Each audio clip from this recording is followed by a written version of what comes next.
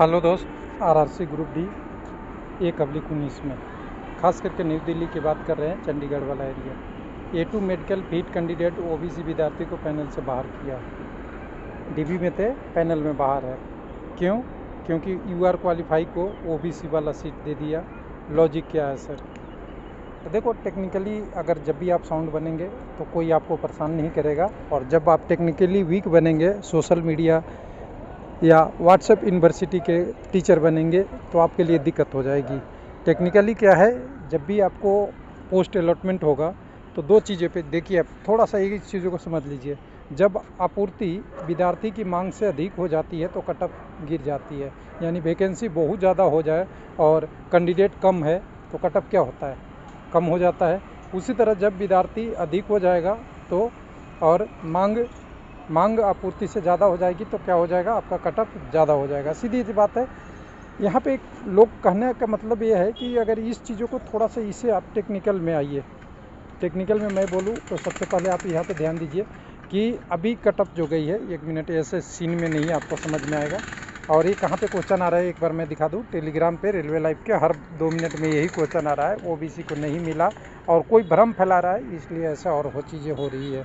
तो चलिए मैं आता हूँ लेके आपको कट ऑफ पे। तो यहाँ पे नई दिल्ली का कट ऑफ डीबी के लिए जो गया है वो यूआर का 75, 70 आपका एपीटी के लिए, उसी तरह ओबीसी का 64 और कट ऑफ पीटी के लिए 70 गया है। अब ये कह रहे हैं कि देखिए, लोगों को ओबीसी यहाँ यूआर में जो क्वालिफाई थे, जो 75 नंबर लाने वाले ओबीसी थे, उनको 70 वाला में दे दिया। और ऐसा संभव है? तो मैं बोलूँगा हाँ, क्योंकि ज़्यादा नंबर है। जब यहाँ क्वालिफाई नहीं कैंडिडेट होगा तो यहाँ क्वालिफाई होगा, तो फिर कहिएगा कि ओबीसी वाले जो 70 नंबर पे कैंडिडेट थे उनका सिलेक्शन नहीं होगा।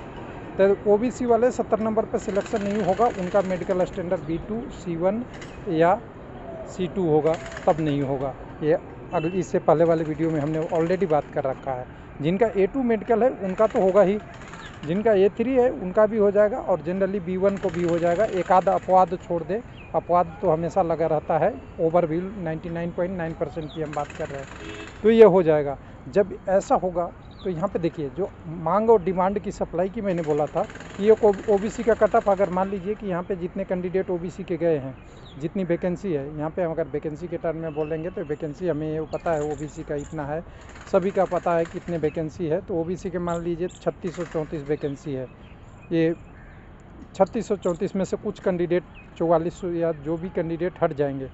मान लीजिए यहाँ से 100 कैंडिडेट को नहीं लिया, हो सकता है 200 भी लिए नहीं लिया हो, या 1000 भी नहीं लिया हो, तो ये कट ऑफ क्या हो जाएगा, 71 हो जाएगा।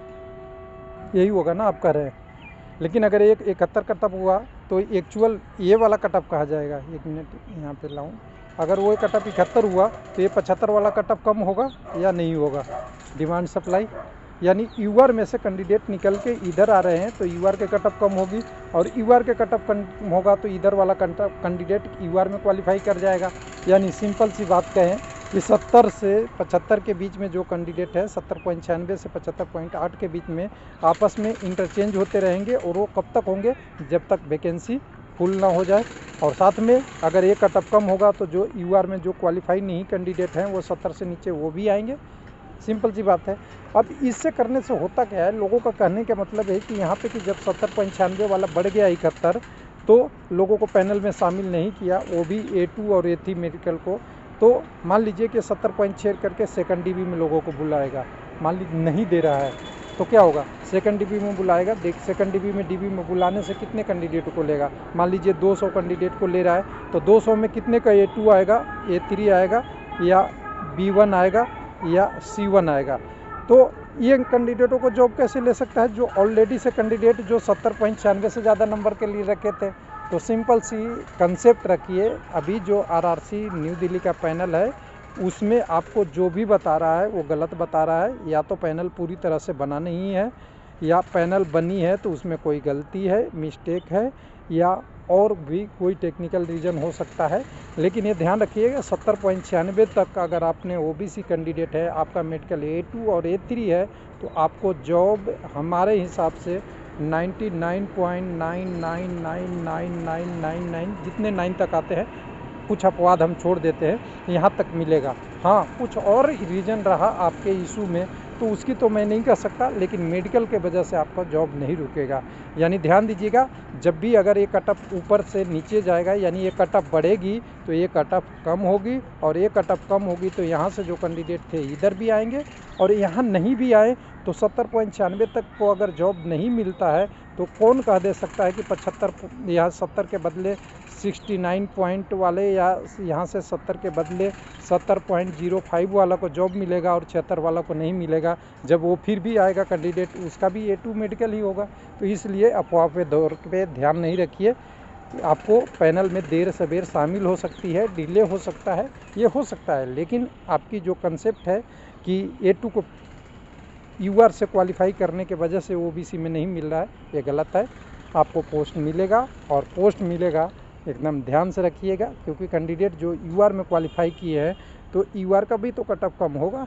थैंक यू, धन्यवाद।